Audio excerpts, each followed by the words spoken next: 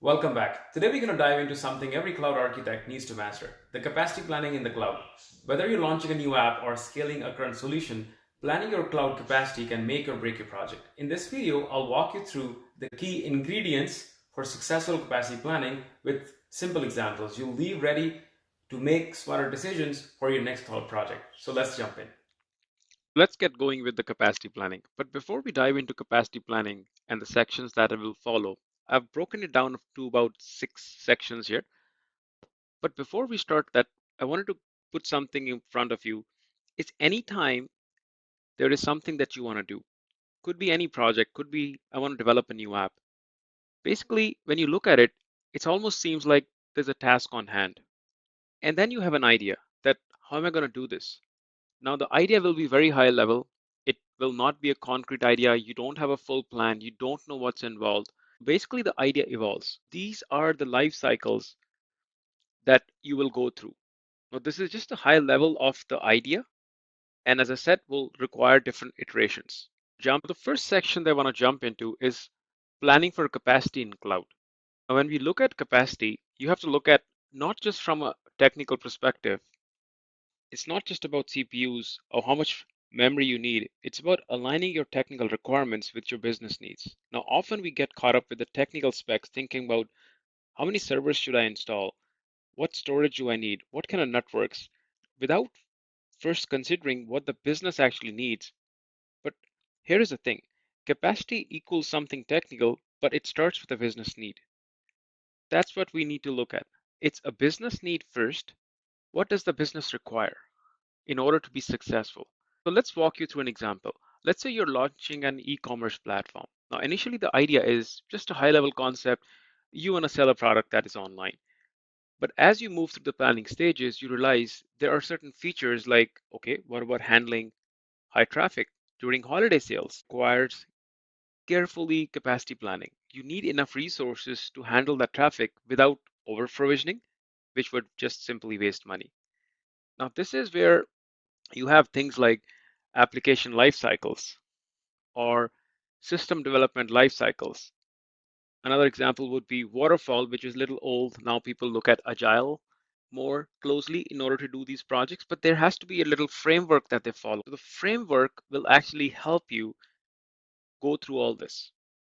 This is what it requires. Now, when I'm looking at a framework here, framework will have, say, planning, requirement assessments, design and development, and obviously the testing to make sure it's done. And then once it's all done, then you do implementation and you're in operations.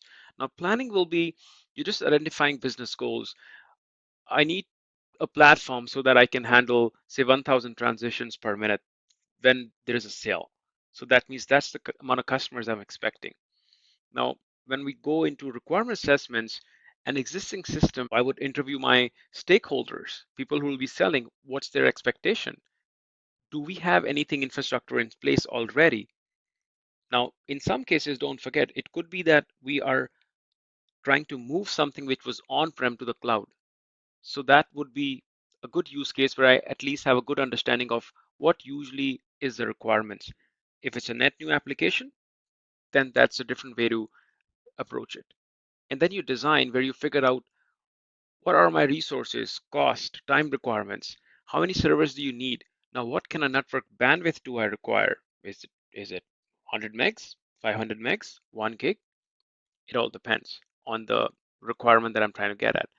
Now, when we go into development and testing, this is where we build and test. This is where the POCs come in to make sure that the requirements that I have defined in the design have been met. When you're talking about implementation and operations, this is when we move into production. After we've done a pilot, maybe, then we move. And then it's a iteration because we have to monitor.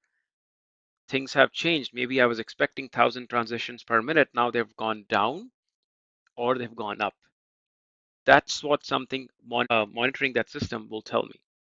In planning and assessment phase, where we are looking at cloud capacity, we initially define without getting steps right, you might overestimate or underestimate your resources needed. That's why there is a framework that has to be followed from beginning to bottom. And the framework in this case has 5 phases. You plan, you come up with your requirement assessment, you design, you develop and test, and then you implement and you monitor, which is into operation. In section 2, I want to break down in more detail what requirement and assessment and design comes in with. When I'm in these phases, what are the things that I'm going to look at? Once a business needs a clear, it's time to dive into the requirement analysis. And the question I'm going to ask is, what are we trying to achieve here? What resources do we have? What gaps do we need to fill? Assessing existing system is crucial. You might already have some infrastructure in place, maybe some on-prem servers or legacy systems, but the challenge is to determine how much of that can be reused in a cloud environment. This is where maybe interviewing your technical staff or stakeholders becomes very critical. They'll help you understand what works and what needs improvement. Once you're done with that, then comes the design phase. Now you want to document the resource requirements. For example, how many virtual machines or CPU do we need? What's the expected storage requirement? Consider cost and time requirement. What's the budget? How long will it take to implement these solutions? Now analyze available solutions. Cloud providers like AWS, Google Cloud, Azure, they all offer multiple configurations. Now you want to weigh your options there. Now, for instance, if you're moving high traffic e-commerce site to the cloud, your design process will be calculating the amount of compute power needed to handle the traffic spikes, like a sale, as I mentioned. Now, you'll also need to consider things like auto scaling to accommodate varying demands. In the section 3, we talk about solution capacity assessment and optimization. Now, the things I want to talk about here is technical resource requirements like CPU, memory, storage, and monitoring the process utilization and trends. Now let's talk about solution capacity assessment and optimization. This is where the rubber meets the road. In the cloud capacity planning, you need to understand the technical resources required to ensure smooth operations. There are mainly three areas to focus: the processor utilization, memory, and storage. Now, processor utilization, this is a key metric that tells you how much of CPU power is being used. Ideally, you want to avoid extremes. Too much processor utilization can lead to slowdowns, not good performance, while too little means you're wasting money as well. Let's take an example. If you're running an online gaming platform, you notice that high CPU usage during peak game hours, but low usage at night. Monitoring helps you optimize your resources. You can scale up during peak hours and you can scale down when the demand is low. Next one is the memory usage. Like processor, memory can be critically causing all the bottlenecks. Now, cloud providers often make it easy to add and remove memory, but you need to monitor usage over both short-term and long-term to make informed decisions. Now, example, a data analytics platform processes large data sets will need significant memory during the analysis phase.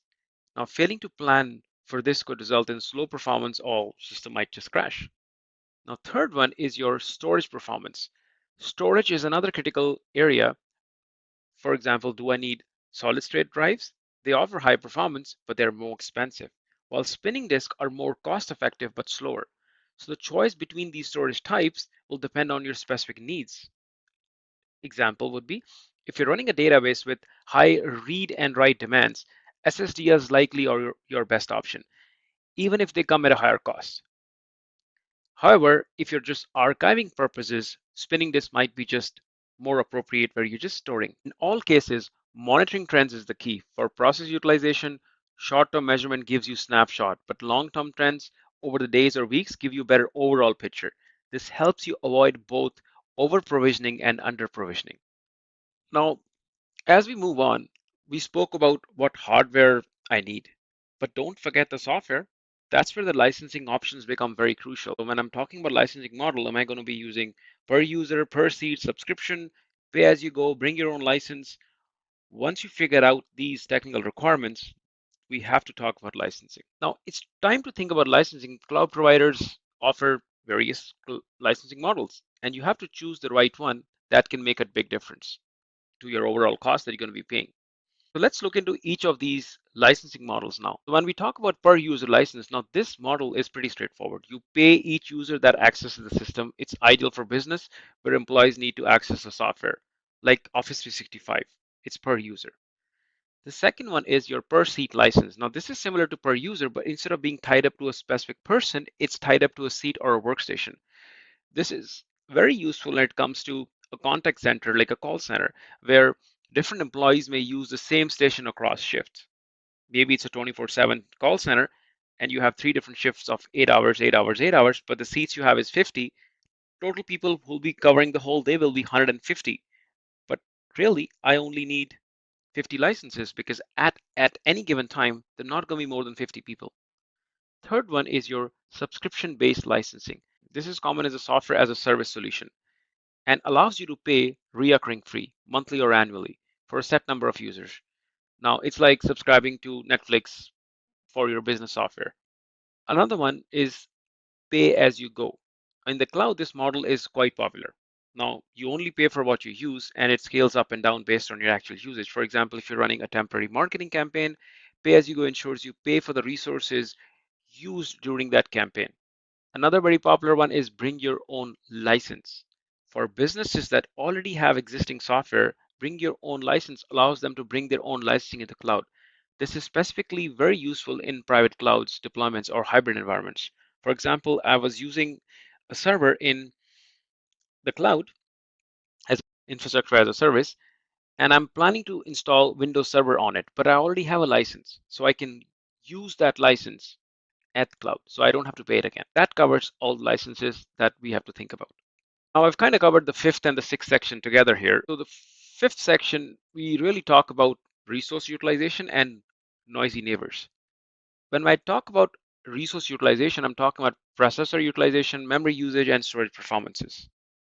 Now, let's talk about what happens when the resources are mismanaged, either because you overused it or you underused them. Now, underused systems will waste money because resources are just sitting idle.